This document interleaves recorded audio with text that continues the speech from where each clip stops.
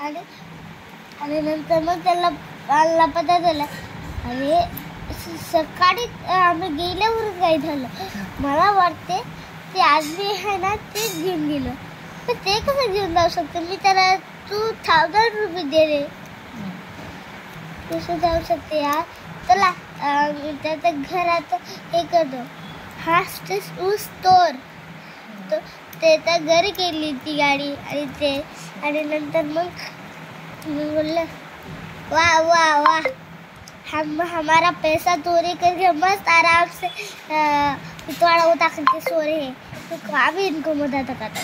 नंतर त्याला उतरलं आणि नाल्यामध्ये फेकून टाकलं. आणि त्याच्या घरात बंदूक होती. तर खूप बंदूक आहे माझी. आणि दुसऱ्याला तर उठवलं आणि त्याच्या घरी गेले. आणि त्यांच्या घरात गत्ती होती तर असं घुमवलं आणि असं फेकलं की ते त्या बच्च्याच्या स्कूलमध्ये जाऊन पडलं.